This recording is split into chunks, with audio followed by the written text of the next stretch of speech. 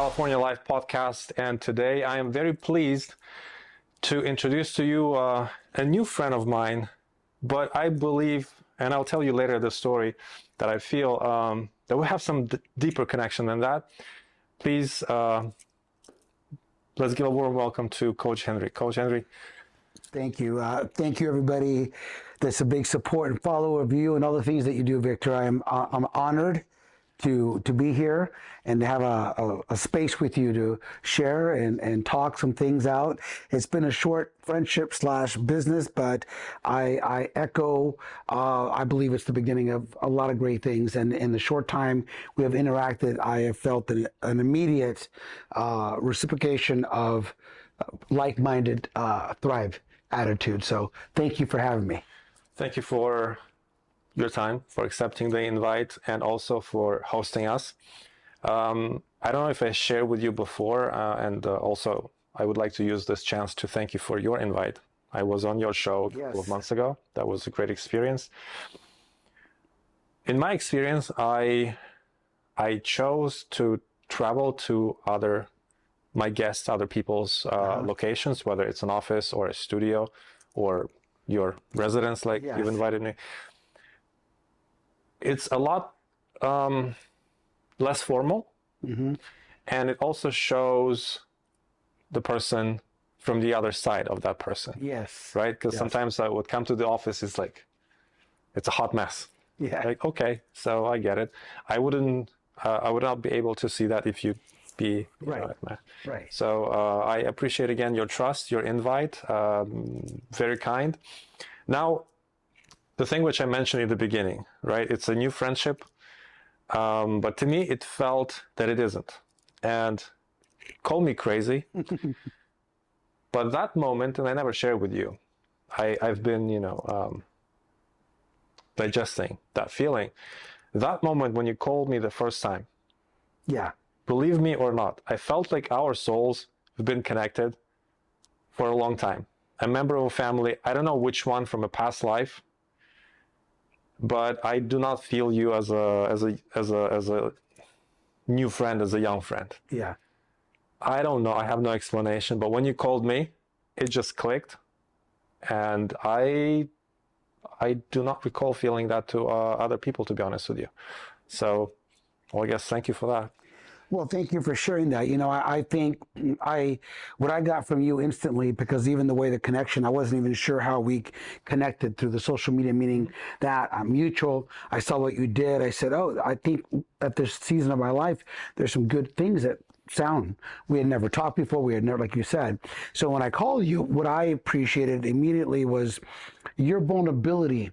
But see, there's a difference of vulnerability to me. There's vulnerability of weakness, which is fine, to each their own, and the vulnerability of strength. And you obviously represented strength. When I mean strength, it's not so much, even though you're in good shape, it's not like, it's more strength, like you know who you are, you know what you bring, and you know what you don't bring, right? Part of a whiskey is a whiskey, a tequila is tequila. It doesn't try to be its other. It's going to own what it is. Right.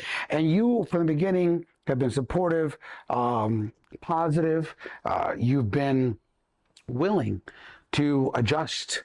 So I appreciate your words, and I think there's I summarize what you said as a good comfort, right? But sometimes people look at comfortable like it's laziness, and in most cases of America, it can be. This is a comfort of feeling like you're at peace. So it's different. It was like something's just clicking. You feel comfortable. You feel like you said, you've known each other, and like, hey, like today we had to adjust a lot. Like, hey, oh, this, that, but here we are, easy, no stress, and here we are getting to share a different level. So thank you for your words. Thank you as well. It's mutual. Well, it's not a documentary yet, and I do hope that we can record multiple episodes with you, because you have such a great story and so many accomplishments. Let's begin with what brought you into business, why you didn't decide to become an employee. The ultimate answer I can give you today is freedom. That is really it. I wasn't even put into those words till this last couple of years, right? Because people sometimes go, I want to go work for myself, but I have all the freedom in the world. And they don't realize you have no freedom because, your boss is whatever you're trying to get, sales and hustle, right? And it's not easy. Yeah. But for me, even in my younger years of entrepreneurship, when I was suffering, but what it did give me, the price was heavy, was a freedom to be there at my son's baseball game, my daughter's dance. Now, back then, being a young father, it was tough because I had to go right back, almost like a normal job, but I was able to go do it. I didn't know the things I knew later as an entrepreneur, right? So I learned things the hard way, but I wouldn't trade it, right? There's a great quote out there that says, I'm strong because I've been weak. I'm happy because I've been sad, right? So, but most people have all been there, right, but they don't capture it. Mm-hmm. And I feel the season that you've met me, I capture that more than ever in my life, my gratitude, so that's why as an entrepreneur, what I'm grateful to pass on to my kids and anyone that listens to me is freedom. Mm-hmm. Work smart, work hard, make your word count. And then the freedom ultimately will come with that, because the money that I'm blessed to be able to make allows me to bless others. That's why my hat says blessed to bless, not blessed to please. Mm-hmm. Blessed to bless, like today. If something didn't go right today, didn't feel good, I know you want enough to go, I'm not going to do this. You're not leveraged to having to. Right. Most people are leveraged to have to do it. Mm-hmm. And that changes things. But when you don't have to, I believe this is a great sense of freedom. Yeah. That's very true. So, since you've decided to take this path, would you mind sharing which businesses, which endeavors have you been involved from the first time up until today? We don't have enough time for all of them, so I'll summarize them. Okay. I'll remember vividly my first business as an entrepreneur at, I would say, 14 or 15 years old. Okay. I always saw needs. See, most people see a challenge or what's not offered as a problem.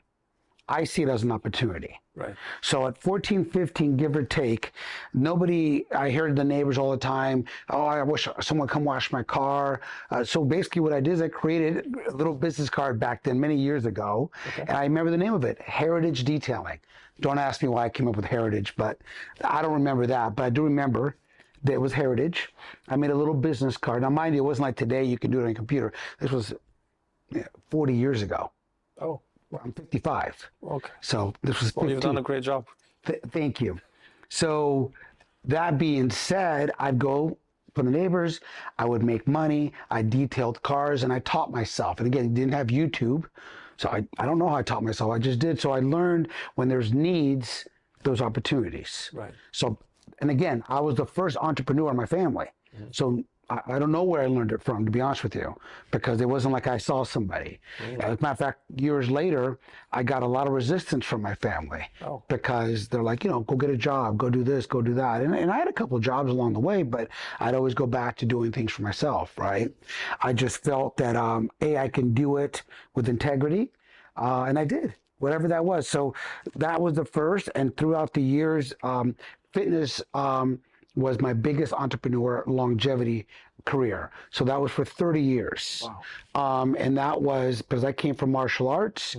Mm-hmm. And then I loved boxing, and then I loved fitness. Right. But at the time, martial arts, the traditional way is they open usually at 4 o'clock or 5 o'clock after school. So only very few, especially then, could make a living off it. Mm-hmm. It was, they had a job, they would come afterwards, and it was their passion. Right. Some were able to turn it into a business, but not that many. Right. And then boxing was a different sport. It was an individual sport, and you only made money if you trained a pro fighter, and you'd only train people because they could become something. But fitness was steady. Right. Fitness was steady. People knew what they were getting. You buy a membership, you use the equipment. So entrepreneur mind, I combined all of that into something. Mm-hmm. So I called it KO Fitness, right? KO was the fighting name.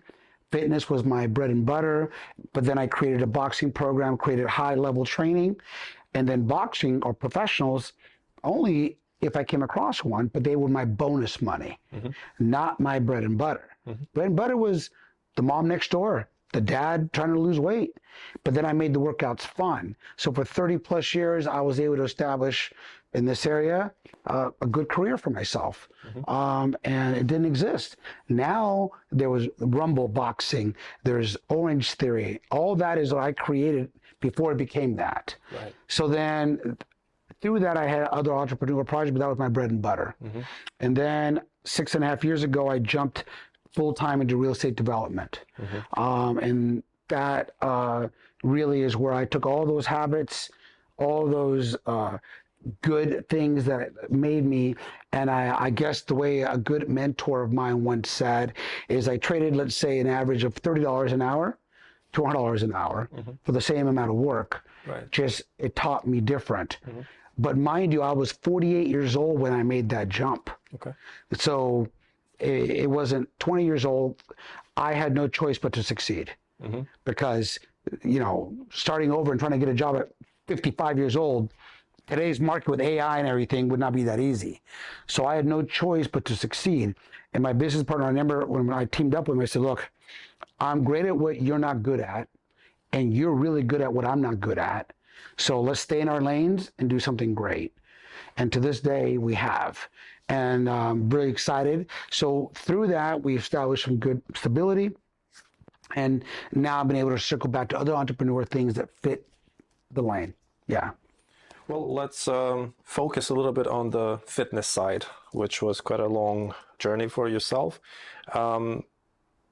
As you know, a little bit of my background, I also come from martial arts and strength training, bodybuilding, stuff like that. But how did you see this industry developing, evolving, and maybe you could share some positives, some negatives as for how this business is today? The fitness business specifically? Well, I think there's some really good influencers / trainers that really do want to see people do well, right? The beautiful thing for them now is they have a platform, right? Where for me, the majority, I didn't have a platform. We wouldn't have social media to the level it is today, right? And then when COVID hit, there was a lot of people that learned to do it through online and, you know, because of all that. So a lot of coaches ran with that. The good positive about that is that they would affect people all over the world from one place. Right. You don't have to be in front of them. The bad of that, it lost the community aspect. One of the reasons that we'd all go to the gym or martial arts studios, one of the fun things is you get your black belt, you're excited, you have your camaraderie of people celebrating you. Now that still stayed intact in today. So where I see fitness today is you have to connect with the people that really want to see you do well, and they believe in well-rounded fitness. What I mean by well-rounded means good eating, you know, not one specific one, because you have doctors that can tell you left and right. Find what works good for your body type, for where you are in the season of life. I believe heavily in fitness, not just for the physical, but the mental. The mental. I believe that people that are consistent with their training accomplish a lot in life, because no one likes to work out. I mean, there's this 1% that like to work out.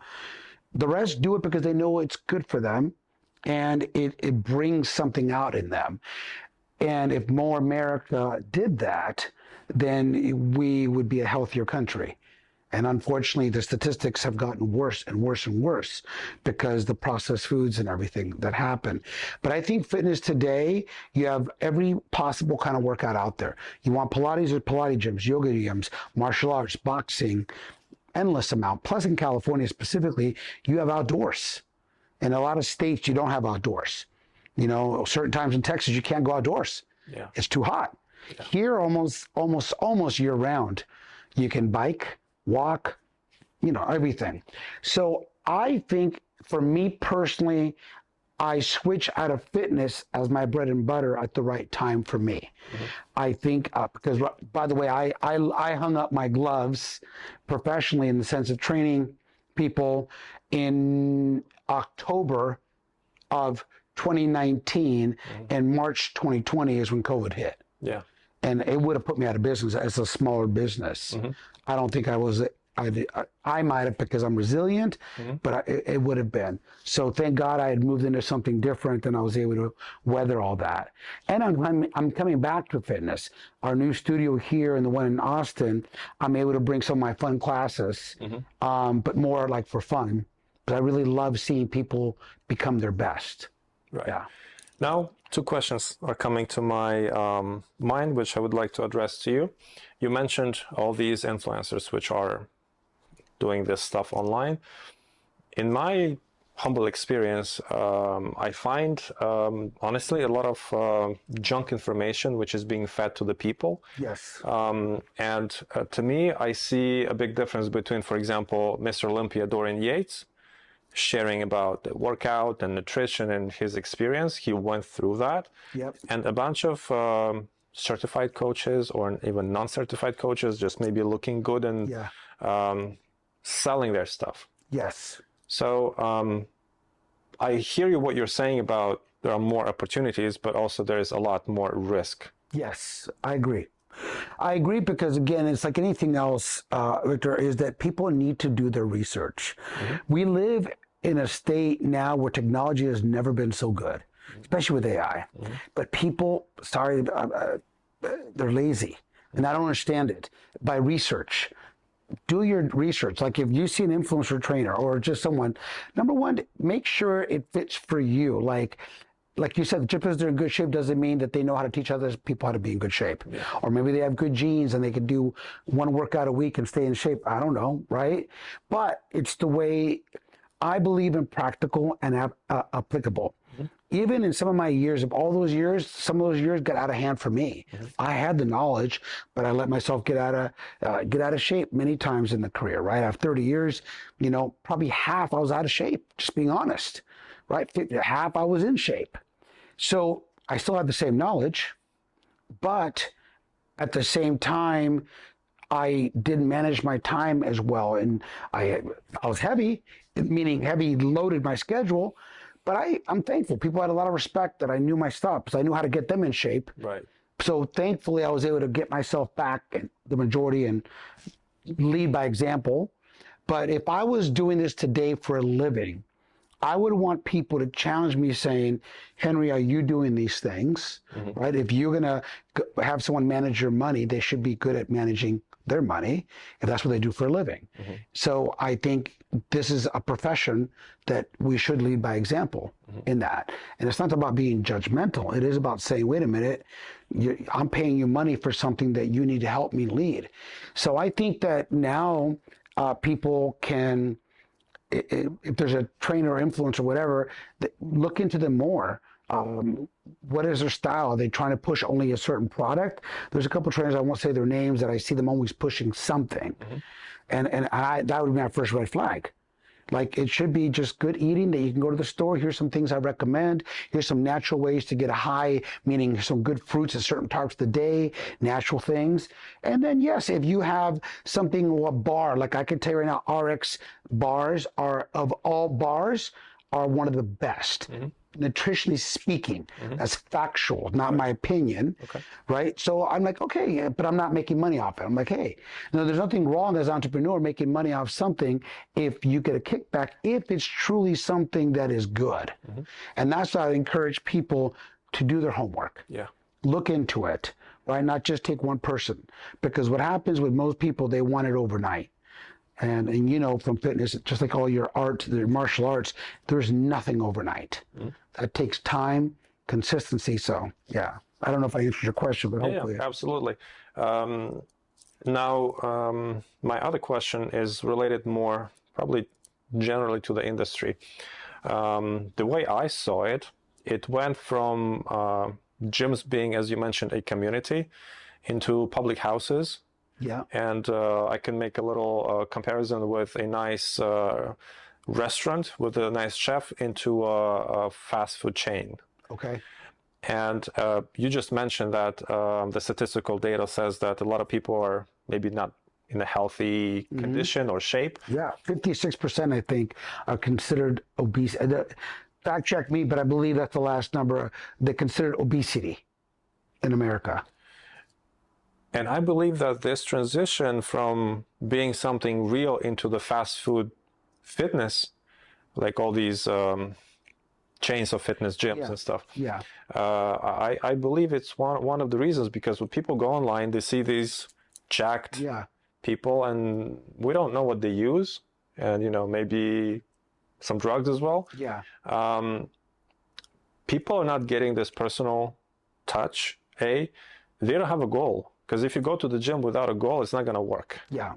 And the body gets depressed, and your mind gets depressed, then you're done. Yeah. And what would be your comment on this fast fooding of the industry, if that's real? Well, I think you make a good point. I think the key is having a goal, right? You don't get in the car not knowing where you're going. I mean, every once in a while you're going for a nice drive on a beautiful day, but my point is you know where you're going normally. So I think having a goal is vital, right? Because if you're trying to lose weight, let's say, whether you want to lose it the right way, which takes time the right way, it's just really easy. You eat less, you burn more, you have a deficit, and over time you lose a healthy amount of weight, because then you're not only are you creating a weight loss, if that's the goal, you're creating habits. Yeah. People forget that habits are the success, the building steps, and you know this. So, but unfortunately in today, everybody wants things now. Yeah. Right? So I want to lose weight now, so I'm going to go take a shot, I'm going to take a pill, and I want to lose it now. Okay, so maybe you lost the weight, but no good habits were created. You're going to be skinny fat, meaning no muscle, no density, no healthy habits of any kind. And I think that's why I'm saying that today we need to be able to use technology and the modernization for good, which is find what works for you. Now with AI, you can easily say, I want to lose weight. Give me a plan. It'll spit you one out.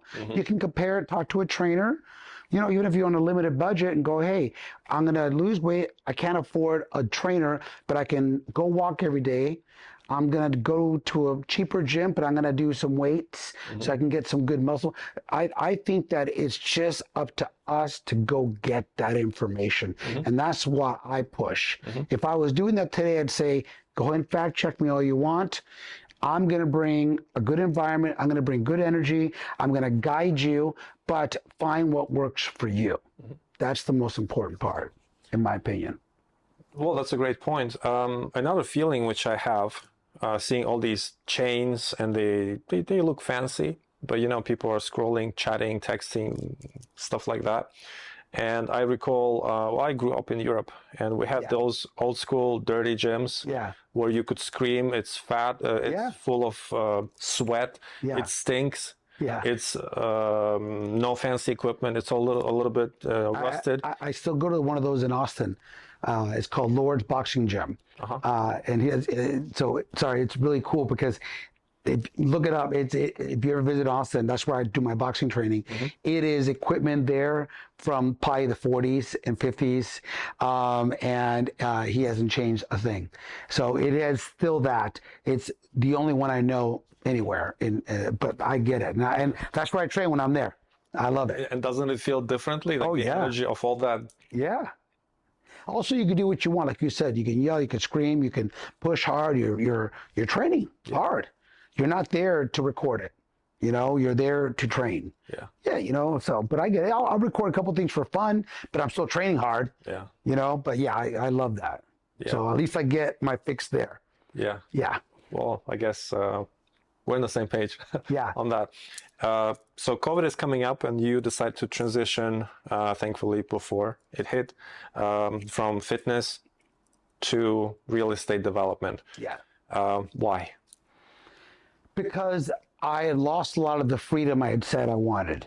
Because even though I was successful enough to have a business in a very beautiful area, raise kids, the dips were still very hard. And I realized that I let my passion for people and for my heart for people affect my financial book.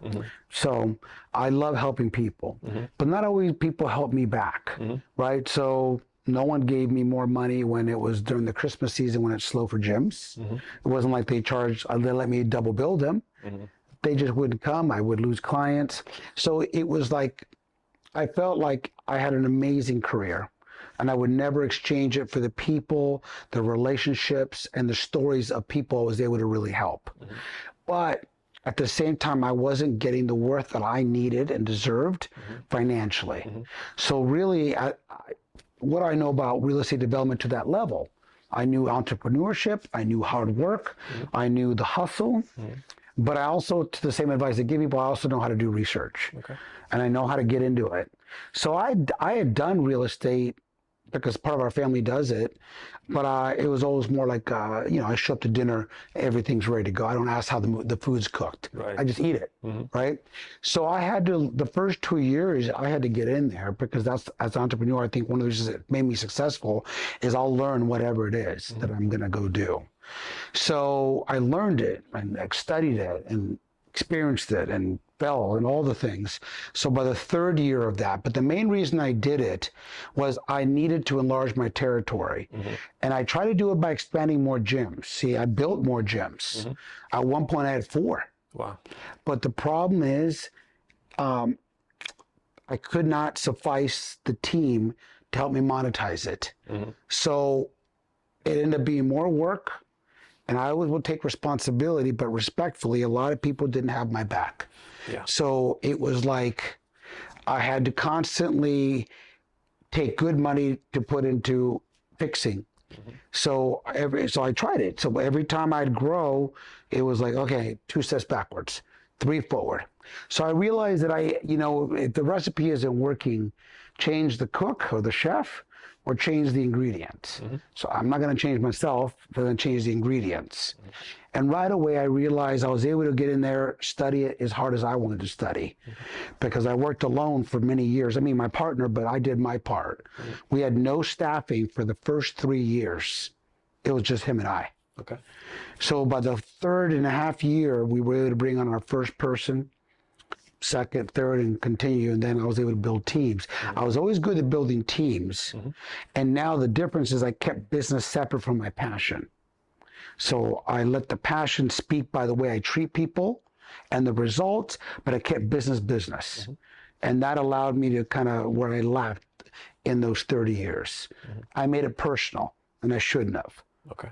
So that was the biggest transition. And then, so you decided to transition into real estate development. You've done research, as you mentioned. Which were your first steps? Did you become a general contractor? How much of the capital did you need to start in this business? That's a good question. No, what I did was, instead of, one thing I'm good at is I surround myself with people better than I am. People say that, but if you have a low self-esteem, you won't do that because you don't want people to be better at you. But see, I have no problem. And I treat that to my martial arts, right? You always have someone better than you, right? No matter what, because if you're the master, well, then, I mean, yes, there's people that have that title and they deserve it, but you should always be learning. There's always someone out there that wants it more, right? So I surrounded myself. So as we did our projects, I would watch them work. I'd ask questions, every aspect of the business, from raising money to building the houses, to working with the city. So that's where I attribute my 30 years of hustling. Right. So I just did that for the first 2 or 3 years. I'd be on site. I love being on site. I love watching. I would study the things. I would get around the bookkeeper. I'd get around the accountant. I would learn the whole thing. So then once I learned the product was building a good home, vetting it out correctly, finding the right piece of land, all those things, then we created SOP, a good system of operations, right? System of process. That allowed us now, so I went backwards. I said the passion part. First, the system. Let's make a good whiskey. Right. Here's the ingredients. The process works. Now let's find people that can help do that right. The first part of my mistake was I found, I like Victor. Victor's a great guy. Victor's expert in Kung Fu, let's say, but I need you to teach boxing. But you'll adjust, and maybe you would adjust. You would. But most people don't adjust, so I forced them. It's kind of, they say you have the right sport, but you put the wrong person in the wrong sport, right? The right person in the wrong sport. Yeah. So that was a big learning curve for me. First, find what works, then find the people that make that work better. So over the time, to this day, I get people better than me at the jobs. And I remember our ex-governor, Arnold Schwarzenegger. I admire him a lot for his accomplishments. He's a perfect example, bodybuilder. Just take the good things he did. All of a sudden he's doing movies. He made it great. He'd known nothing about politics, whether I agree with him or not is irrelevant. I just admire his. But what he said is this quote: "I get people better than me in every position," and I admire that part. What does he know about politics? But he knew to get people around him, and I feel that, that helped me. That's like I always remember that quote. Yeah. Well, with Arnold, it's he's definitely a unique personality in our history, coming from Austria. Yeah.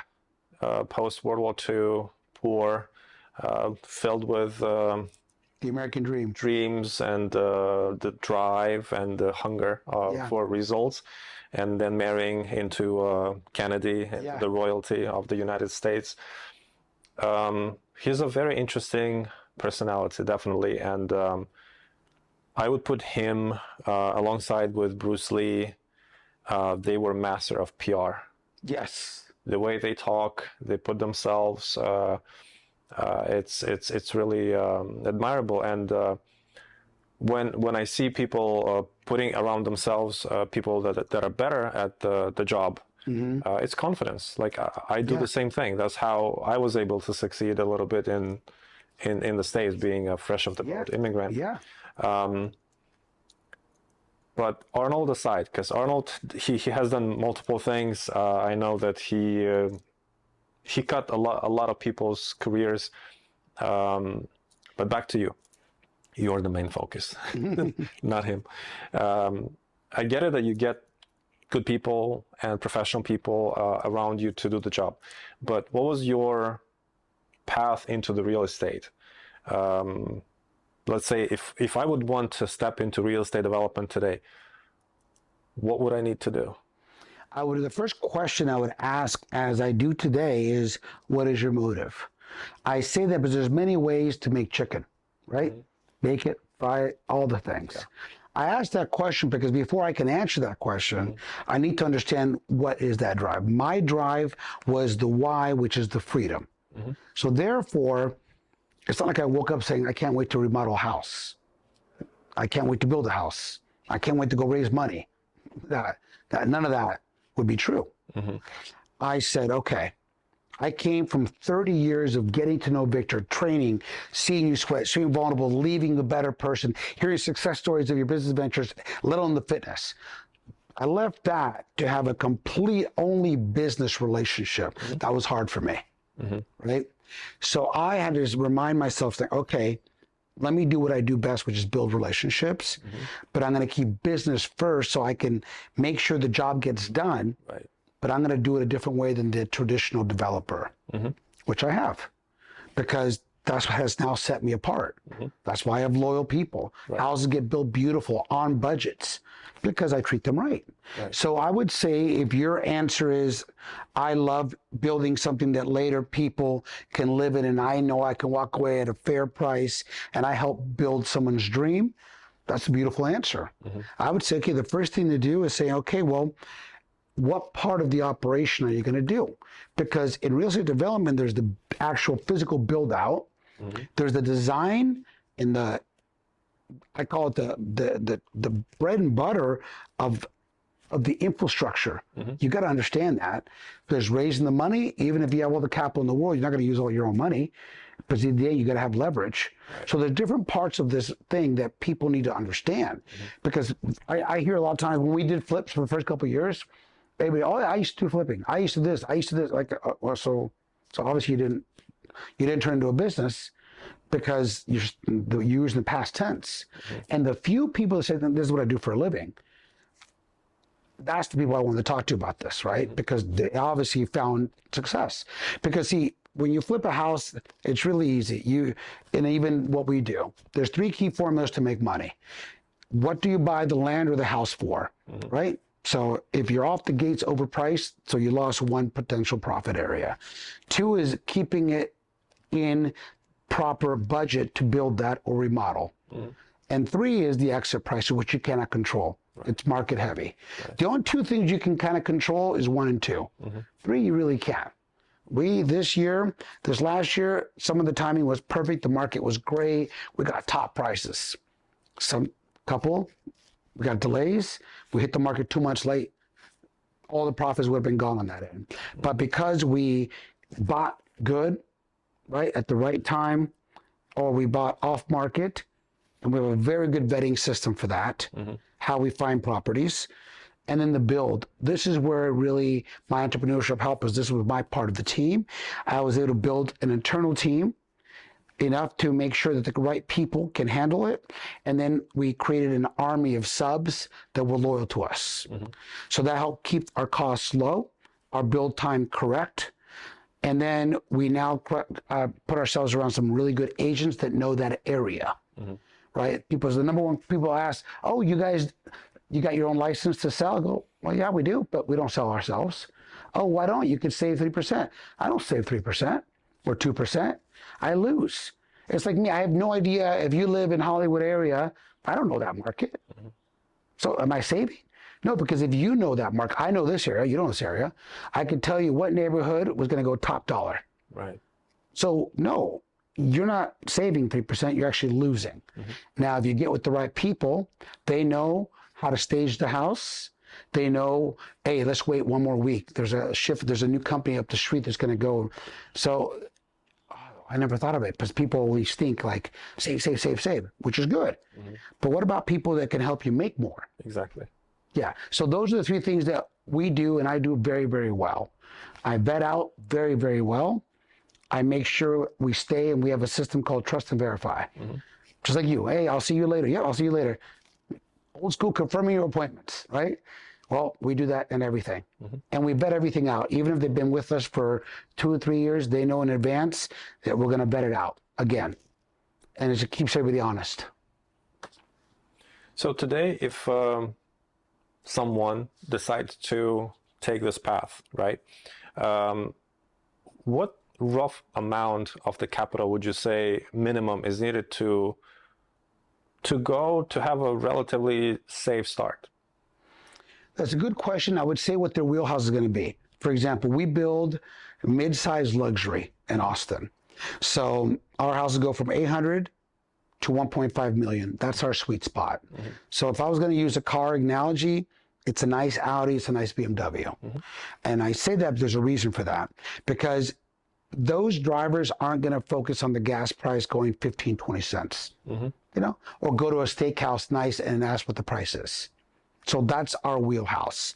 We did it not because of that originally. We did it because my business partner who does the design, we have really good taste and we have integrity. So we knew to make a lesser car, we couldn't build it the way we want to. We want you to have a little bit of bells and whistles, but we knew we didn't want to do, you know, the top of the line, over the top luxury and only, you know. So we found our wheelhouse. So someone coming, I would say, what's your wheelhouse first? What's practical? So if they're just starting, I would say you should start just using California prices. Let's say $500,000 house that you're comfortable with, that is good. Because just, you know, hard money loans is what they will do. That's what we do. Is anybody good leverage? So you're going to need a percentage of liquid cash for 3 parts of that: closing, operational cash, and disposable cash for new purchases. Those are the 3 keys. See, what most people do, the mistake is that they get into this business, then because they hear all these other people, oh, these tricks, no money needed, no money needed, no. Where are they? Show me someone. Show me. It doesn't exist. Right. And it hurts my heart for people. It's like selling, you know, these vitamins and multi-levels. Okay? I'm not saying all of that, but you know what I'm saying.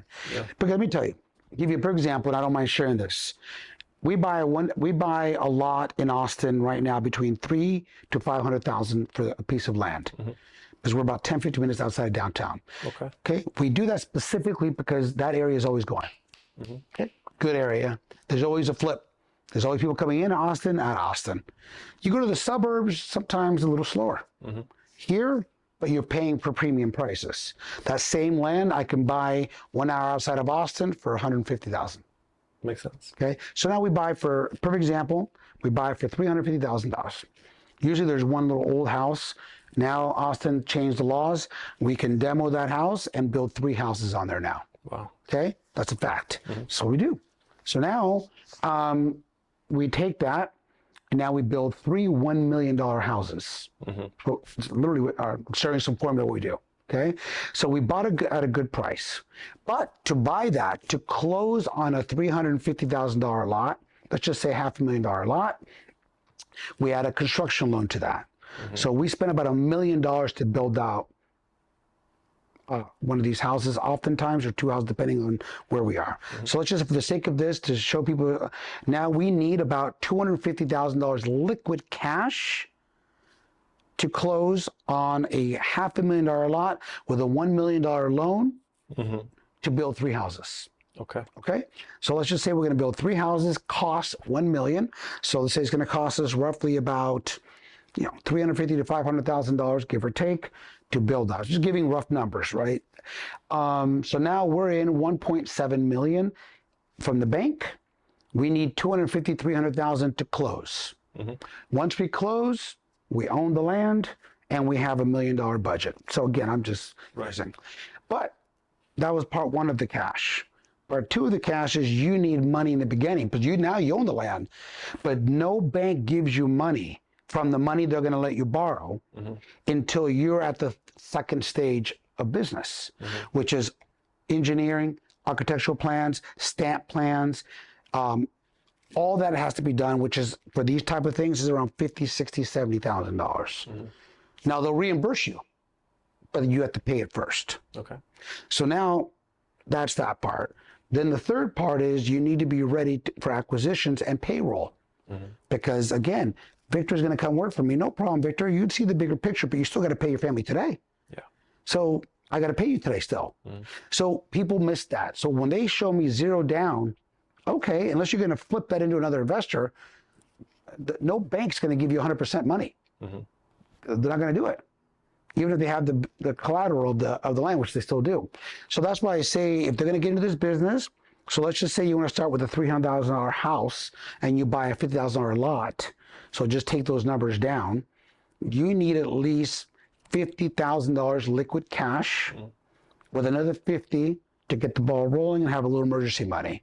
So I would say 100,000 liquid is what anyone should minimum get into this game with.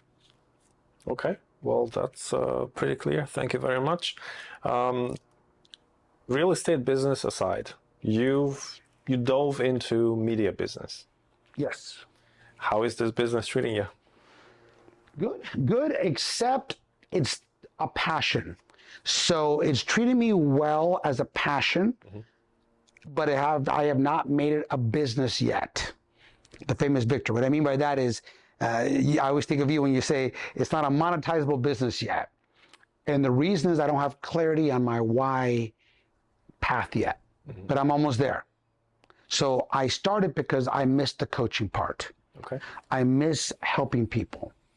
I love my real estate, love my partner, love my team, we just had an open house and seeing people, I'm so blessed, but I still don't have that. So I created the media platform through my podcast and those to keep connected to people. But I wanted to get it going because sometimes you got to get it going, right? Yeah. So now the good news is a little over a year later and season 5 later finished, I have revamped it. So now I'm getting back to some core things that are important to me. So I'm actually, say for the first time publicly, I'm changing the name of Positive Traction to Living Your Legacy. Okay. So it's the first time being shared. We got exclusive. Yes. So now Living Your Legacy goes hand in hand with my heart for people, which is living your best life at every season that you're in. Because it changes, right? Seasons are different. There's fall, winter, spring. Well, we're in seasons too. Sometimes we're like, I need to relax. I need to just, I'm fried, right, or I'm in go mode. Right? Well, you need to first be honest with yourself. Which of those seasons you're in? For me, I felt like I know I have some pretty good wisdom. I feel that people can connect, and I felt that I was losing track of that. But I'm also glad I started, or else I wouldn't get here. So after 5 seasons, again, great guest, very happy with it. But I felt like I'm missing something. There's a little bit more, and I felt like, well, if I can share with Victor, when you come on my show again and go, hey, here's my book, here's 11 chapters of what I think is a great way to live the best in life. And you Victor, look at chapter 3. I think this relates to you. You're like, oh my gosh, this chapter is about boundaries. I relate 100%. Mm-hmm. So now we're going to talk about that together more organically, and then someone can hear how you create boundaries that are healthy. And then I can share a little bit of how that relates. So the media is treating me well. I think we've done a really good social media presence, but it could be better. And that's why we're revamping. We're not maximizing YouTube or other areas that we could do better. Mm-hmm. So we are in the middle of regrouping. Yeah. Well, also what I see, because I watched your episodes, including the one which we recorded together briefly. I usually don't rewatch my own. Yeah. I get it. If you put yourself, and let's call it like a competition for views, right? You come as original. You come as authentic. You don't come flashy on Lamborghini with Rolexes into the camera. And that's what the most of these guys do. Or they bring all the negative stuff, negative from politics, negative from show business. In that way, I think right now, with the way the market is, it's kind of a tough competition. Yeah. Common sense versus nonsense, and the nonsense kind of wins. Yeah. Yeah. Well, sometimes they say, Victor, that the loud negative person gets the most attention at first. But what I want to do, and I appreciate what you said, I am authentic because I'm not trying. That's why I battled, just being honest. Yeah, because I kept asking, what's your why? What are you selling? Usually, as a good business person, you're selling something. You know, Vibe, I'm selling a network. Browns, I'm selling this. I get it. I'm not against that. Mm-hmm. But this was a conflict for me. I want to help people, but I'm not pushing my book. I'm not pushing a product. So what am I doing? Hence the positive traction. Great show, great people, but that name wasn't, that's why I had to revamp it and go, well, living your legacy, what am I selling? I am selling tips from me and people I respect that I admire their lives, saying this is how they live their life to obtain a better quality of life. Okay. So what I'm selling are tips, hacks, real stories from authentic people. They're going to share a little bit of how they live being real, having hard times, having money fall through deals, having to fall on their faces. But how do they do it? Why do they do it? And what kept them going? So I'm trying to package that together in these next seasons in a way that if someone wants to take away, which is this book, now I'm like, okay, I'm pushing a book, but I want you to want it. So like I'm almost going to buy, like almost by me, I think unofficial is maybe tie in a charity. And if they love the book, they donate whatever they want and it goes straight to the charity. So I feel like I'm contributing something to a charity or a couple that I have in mind. And I see there's a value. So I'm still playing with this before I launch, so it could be a clear picture. So for season 6, it'll just be me on the camera speaking about the book and what's dear to my heart, short segments. And season 7 will be guest again. Okay. That's very interesting that you're saying. Would you mind me sharing a little insight? No, please. I mean, a few thoughts. I watched your episodes with different people, and I've been on your show. And I would watch your show not because of your guests, but because of you. So I don't think, and it's my humble opinion. No, thank you. I respect your opinions. It's in a positive way. It's selling your brand. Joe Rogan Experience. We all go to Joe Rogan Experience to see where's that guest. We want to see Joe Rogan's podcast, the way he does it. Yes. Tucker Carlson. Yeah. Megyn Kelly. Yes. Best of the best in the media. We go because of them. Yes. And whoever the guest is, the episode is pretty cool. Yeah. It's their particular way of bringing out things. Yes. And the same thing with you. I've done only a few podcasts back in 2021 or 2022. I wouldn't remember exactly when we released My American Family Season 1. it was kind of dry experience of just okay, the person runs it, but there's nothing really. Pretty flat, even though I appreciate the time and everything. But with you, we sat down, we had a very nice in-depth conversation. It feels like you care, and there is this brand, Coach Henry, or if you decide to change it, but it's you who runs this thing. So I think this is the selling point of your podcast.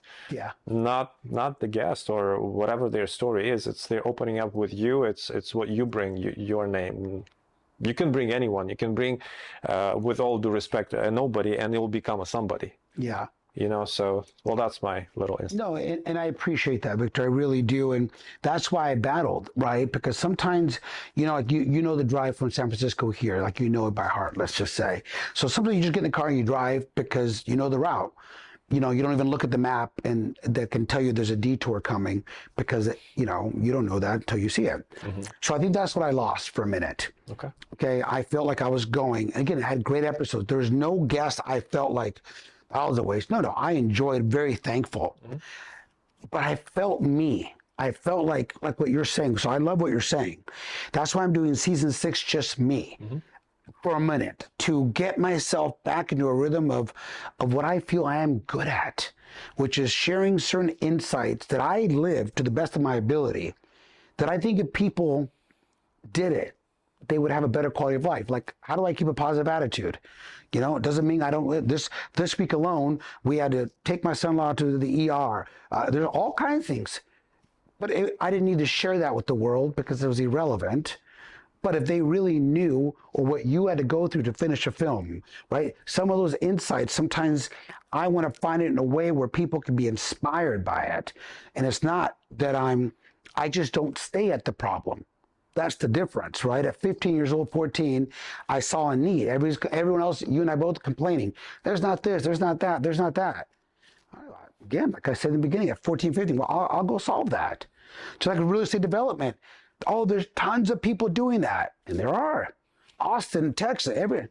But guess what? We found a certain way to take care of people, be good to people, create loyalty, keep our overhead low, live humble but hungry.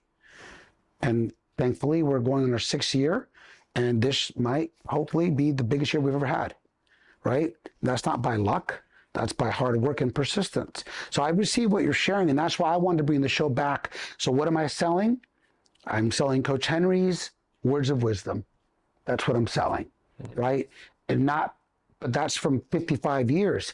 I could see my son and my daughters listening, watching, going, okay, you don't need to go through 2 bankruptcies like I did. Wisdom is, he said make a left turn because there's a pothole.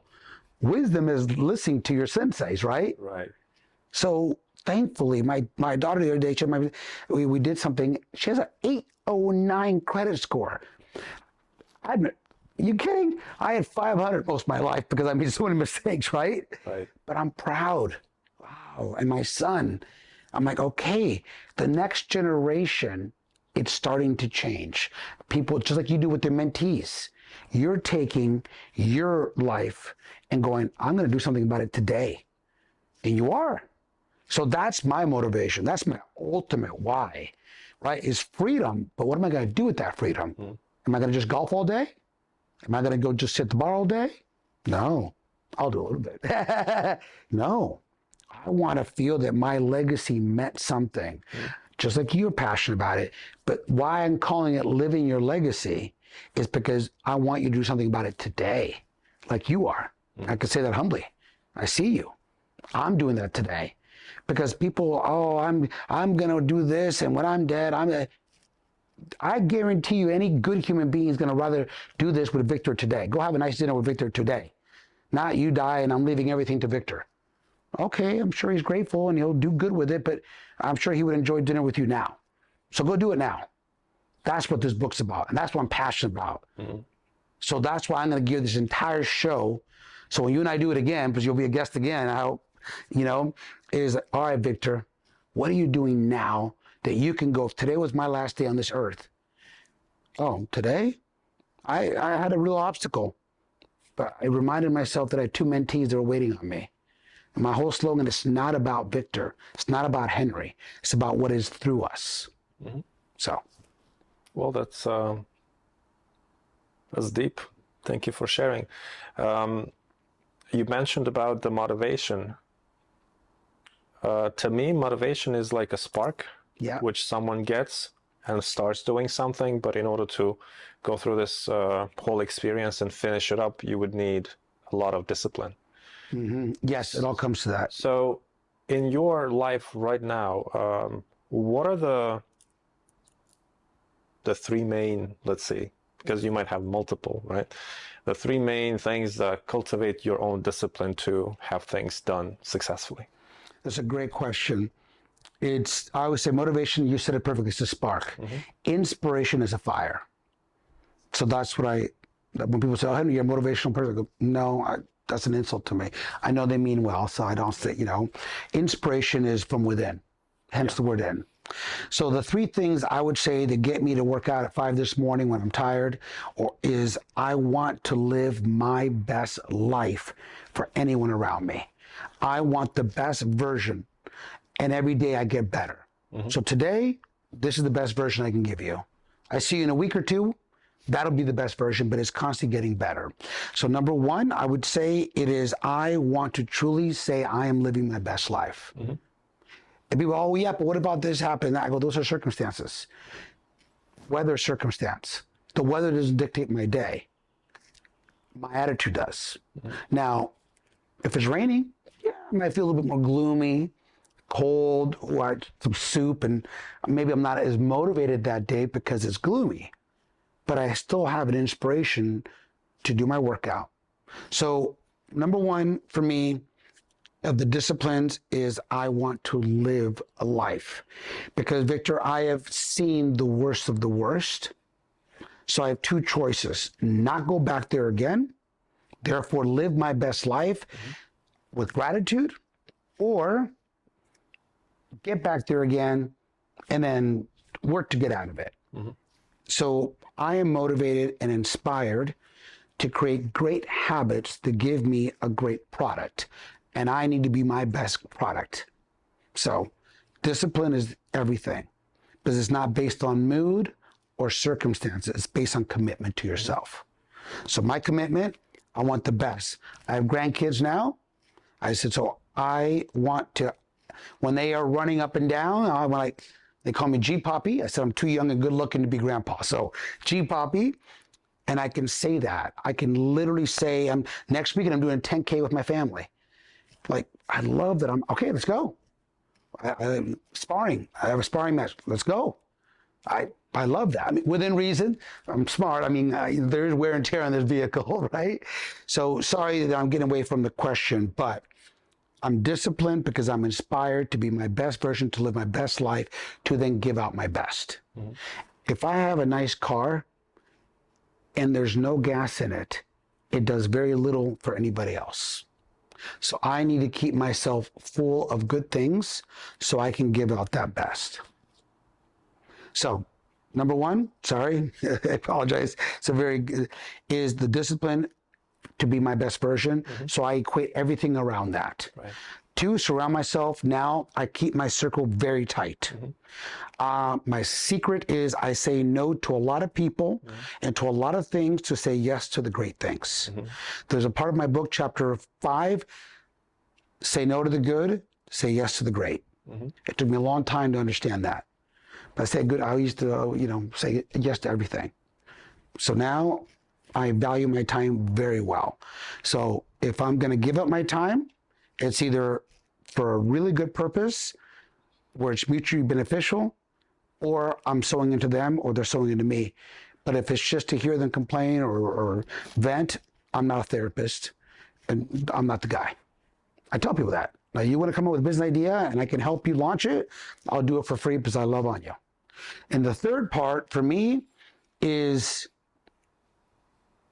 I feel a lot of what you said. There's a lot of people just selling fake news, fake inspiration, fake all that just to make money. Mm-hmm. And I want to be the real voice. So it might take me a little longer to get that platform, but I'm going to get it, Victor. And when it hits, nothing will change. But I'll share one other thing here with you. People go, Henry, if you became a multi-millionaire today, what would change? I said, nothing. Absolutely nothing except spreading more of what I'm already doing. And a few more zeros in your account. Of course, of course. But meaning like I love my life. Mm-hmm. So I would just share more of it because I'm able to do it. Mm-hmm. But, you know, there's a quote out there, and I'm sure you've seen it. It says, I want to work towards a life I don't need a vacation from. And that's my point. What do you find meaningful in life? You've gone through a successful career in fitness, now real estate. Your media is growing from not just a podcast, but also feature films. But no spoilers yet. Next episode. I mean, whatever we see online, watches or cars, it's nothing to you. No. You've been building people's lives as a fitness personality. You've been giving them health, at least happiness. Now you're giving people homes. It's all meaningful. Yeah. But when you get to do meaningful things or get to have these watches or cars, right? It doesn't feel as meaningful as it was prior to that experience. What is meaningful to you right now? Meaningful to me is that in the level of success I've been blessed to live, and people look at me and go, oh, he's pretty successful. You know, just, I love that they see the core of who I am, how I treat them, because it's nice. If you met, let's say, of all your senseis or sifus, and you looked at one, let's say you met Bruce Lee in person, right? And all of a sudden, God forbid, he was a jerk, let's say. Well, he was. Yes. So all of a sudden, it's just like, man, why is he not using his platform for better? Mm-hmm. I want people to look at me and go, this guy is living his life. He has a decent status, mm-hmm. but he hasn't changed. Mm-hmm. When I had no money in this city, and many times, I'm the same guy in a better place in life. So what's meaningful for me is being true to yourself, and you cannot be purchased no matter what the person brings if it doesn't align with who you are. That's meaningful to me. So to me, if someone said, Henry, you can have 100 home development project today if you do this, and it goes against my morals, I said, no, thank you. And I live that life today. 100%. I tell people I am unleverageable and I'm unblackmailable. You know, nothing you can tell me or share TMZ because I'm human. You show me someone out there that hasn't had some skeletons they'd rather not pop up here and there, then you're talking about Jesus. Because other than that, there ain't nobody perfect in this world, right? So therefore, I'm real. And I'm not out to prove it. I'm just going to continue my life. But the more of a platform that might grow for me, the more I want to bring people with me, just like you do with your mentees, because I look around and go, man, that's a good relationship. Oh my gosh, I just helped my daughter build out her studio. I helped my son take care of his family. I helped Victor this. Oh man, that feels good. Feels good. Yeah. I agree. Yeah. Coach Henry, thank you so much Thank you for the show. Thank you very much. Keep supporting this great man. He has a great message. Thank you, and hope you enjoyed what I had to share. Thank you for your time. Thank you. We definitely enjoyed. I did, and I'm sure that our audience did as well. Thank you very much. Thank you, my friend.